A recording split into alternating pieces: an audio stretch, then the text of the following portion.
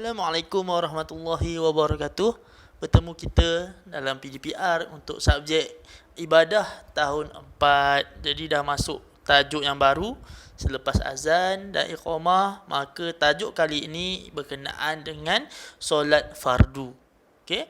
Secara umumnya solat fardu ni kita dah tahu dah, berkenaan dengan 5 waktu yang biasa kamu dengar. Iaitu solat subuh, Zuhur, Asar, Maghrib dan Isyak. Dah biasa dah dengar ni. Tapi kita akan belajar lebih mendalam mengenai solat fardu. Okey? Baik. Siapa yang ada buku teks boleh buka buku teks untuk rujukan, bermula dari muka surat 18 dan sampai muka surat 19. Kita akan tengok dulu lah berkenaan dengan syarat solat fardu, hukum, dalil, nama serta syarat solat fardu. Okey.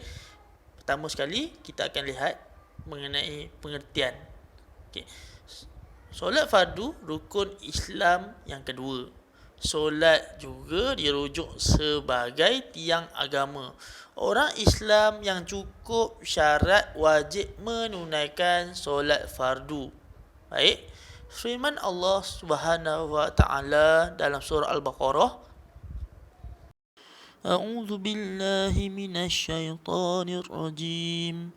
Wa aqimus salata wa atuz zakah warka'u ma'ar raqi'in.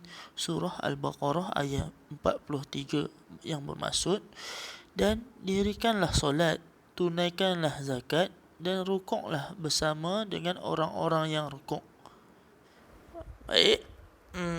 Solat fardu pengertian dia dari segi bahasa bermaksud doa. Yalah, solat ni memang maksudnya doa. Sebab itulah siapa yang tak menunaikan solat 5 waktu bermaksud dia tidak mendoakan untuk diri dia. Dah diri sendiri tak doa, macam mana dia nak doa dekat orang lain? Okey. Nampak dari segi bahasa solat ini bermaksud doa. Manakala dari segi syar'i, solat bermaksud ibadah yang dilakukan dengan perbuatan dan perkataan yang tertentu, dimulai dengan takbiratul ihram dan diakhiri dengan salam. Maksudnya perbuatan solat ni bermula dengan takbiratul ihram, okey, dan diakhiri dengan salam. Baik, seterusnya ialah hukum solat fardu. Hukum solat fardu ialah wajib. Wajib kita untuk menunaikan. Nama pun fardu, maksudnya wajib. Okey, solat fardu ni telah diwajibkan ke atas umat Nabi Muhammad sallallahu alaihi wasallam ketika peristiwa Isra dan Mi'raj. Boleh rujuk kepada Ustazah Khairun Nisa berkenaan cerita peristiwa Isra dan Mi'raj ni, macam mana perjalanan Nabi Muhammad sallallahu alaihi wasallam daripada Masjidil Haram ke Masjidil Aqsa, daripada Masjidil Aqsa ke Sidratul Muntaha untuk mendapatkan mesej iaitu dan wahyu dan perintah. Satu lah, semua dalam satu tu berkenaan dengan solat 5 waktu ni. Boleh rujuk pada guru sirah. Okey, dan seterusnya dalil wajib untuk menunaikan solat fardu. Firman Allah di dalam surah An-Nisa ayat 103. A'udzu billahi minasyaitonir rajim. Inna salata kanat 'alal mu'minina kitaban mawquta. Artinya, sesungguhnya solat itu adalah kewajipan yang ditentukan waktunya ke atas orang mukmin. Maksudnya kat sini, bila ada sesuatu yang dalamnya tertulis hukum wajib dan termaktub dalam Al-Quran, maka hendaklah kita menunaikan solat tersebut. Suka atau tidak, sebab dia dah jatuh hukum wajib. Wajib kita menunaikan solat 5 waktu. Okey, bayangkan andai kata kita ini ialah air dan solat itu 5 waktu tu ialah penapis.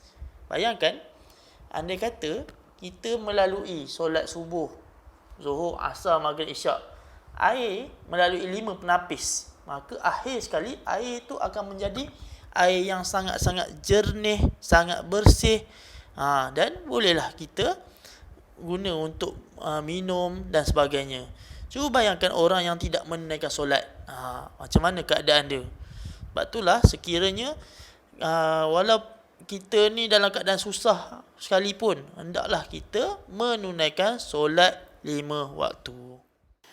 Baik, sebagai kerja rumah, diminta untuk para pelajar untuk menyalin nota di dalam buku tulis ibadah masing-masing. Baik, dalam muka surat 21, buku teks ibadah, terdapat nama-nama solat fardu. Sila salin semua itu. Terima kasih.